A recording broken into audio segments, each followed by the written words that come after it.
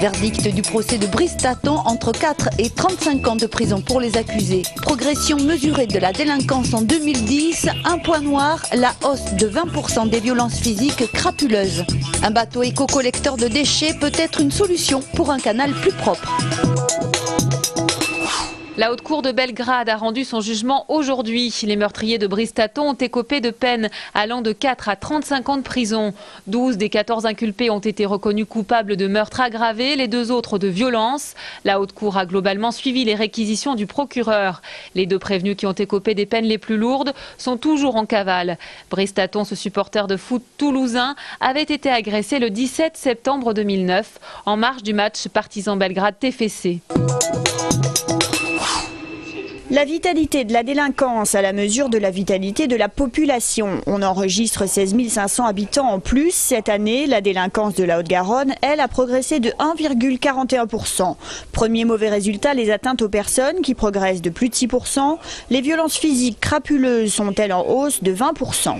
On s'aperçoit qu'il y a une proportion tout à fait importante des vols avec violence qui sont des vols maintenant de smartphones.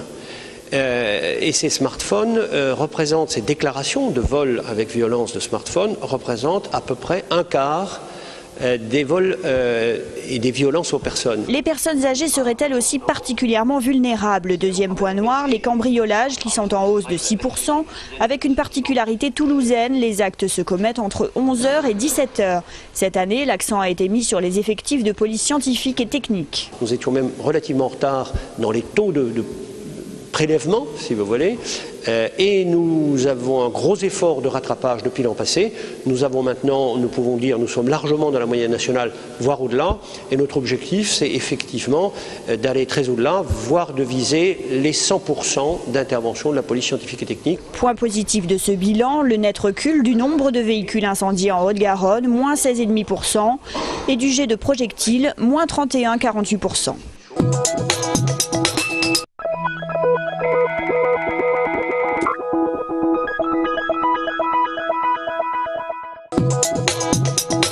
La droite toulousaine toujours en effervescence. Après la démission des représentants du groupe Toulouse pour tous de Jean-Luc Moudenc à la communauté urbaine, Toulouse Métropole, menée par René Bouscatel, réagit. Pour ce groupe, il y a eu scission et non pas division. C'est la première fois que je vois qu'il y a une démission dans une élection qu'on a acceptée, mais uniquement parce que on n'a pas le résultat espéré. Je trouve ça d'un petit jeu politicien. Et nous avons fait un choix collectif et nous avons choisi la liste des non-inscrits. Je rappelle quand même que les membres de la liste non-inscrits étaient sur notre liste lors des élections municipales en 2008. Et donc on n'a pas apporté, comme certains le laissent croire, nos voix à des ennemis, mais à des amis qui avaient participé à la demande de Jean-Luc Moudenc à la confection de la liste lors des dernières élections. Pour Toulouse Métropole, c'est un rappel à l'ordre vers une politique plus collective et moins personnelle. Les nouvelles élections auront lieu lundi.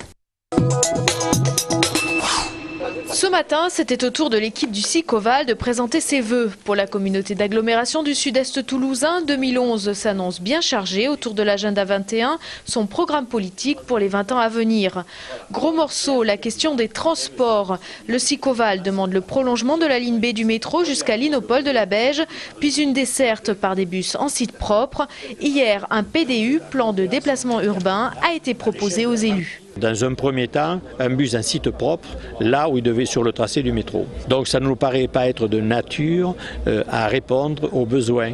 Pour donner une idée, le bus en site propre, ça sera 10 000 voyageurs jour attendu. Le tram, c'était 21 000 et le métro, c'était entre 35 et 45 000. Certes, il y a des difficultés financières pour les collectivités, on le sait. Mais nous considérons que ce PDU n'est pas suffisamment ambitieux. Il ne traduit pas la volonté exprimée que le transport en commun doit être la priorité des priorités. Les représentants de la communauté d'agglomération ont voté une délibération pour un nouveau PDU. Trafic record en 2010 à l'aéroport de Toulouse-Blagnac, plus de 6 400 000 passagers, c'est 2% de croissance. Bien que le trafic national reste supérieur à l'international, ce dernier enregistre une hausse de plus de 6%, hausse liée notamment à la progression des vols européens. Plus de 96 millions de chiffres d'affaires, les résultats financiers progressent également malgré de lourds investissements comme le Hall Day ou le futur parking de 3200 places qui ouvrira en juin prochain. On aura investi 150 millions en 4 ans, sur un chiffre d'affaires de 100 millions, c'est important. Donc on va rentrer dans une phase où on a des amortissements plus importants, des frais financiers un peu plus importants, donc des résultats nets qui seront moins bons que ceux des dernières années pendant une certaine période. Et bien sûr, ça s'inscrit dans une progression à plus long terme. L'aéroport prévoit une hausse de 5% du trafic en 2011 avec l'arrivée de nouvelles compagnies. En avril, Vueling proposera 9 destinations dont Barcelone, Prague ou encore Venise. Cet été, Alitalia ouvrira Toulouse-Rome et Turkish Airlines lancera Toulouse-Istanbul. Au palmarès des passages piétons dangereux à Toulouse, le bas des allées Jean Jaurès, Jeanne d'Arc ou encore celui-ci, au carrefour de Jean Jaurès et du boulevard Riquet. Des riverains dénoncent une circulation trop dense et des temps de passage trop courts, en l'occurrence 7 secondes. Les services techniques municipaux assurent de leur côté que le temps de passage ne règle aucun problème, l'allongé ne changerait rien. Malgré tout, des études vont être faites quant à la dangerosité de tels carrefours. Celui-ci avait déjà été ciblé. L'an dernier, un radar était installé au feu. Peut-être une solution pour mieux nettoyer le canal du Midi. Démonstration aujourd'hui du bateau éco-collecteur de déchets. Pour un canal du Midi propre, c'est le credo des usagers des voies d'eau toulousaines.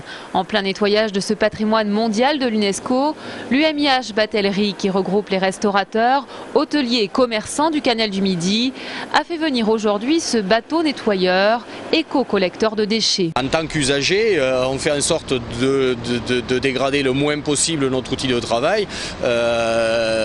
Faut-il encore que les infrastructures suivent, puisque nous ne sommes pas propriétaires des berges. L'important, c'est de regarder surtout l'utilité du nettoyage du canal en termes d'image pour la ville de Toulouse. Pour l'instant, ce modèle est destiné au port.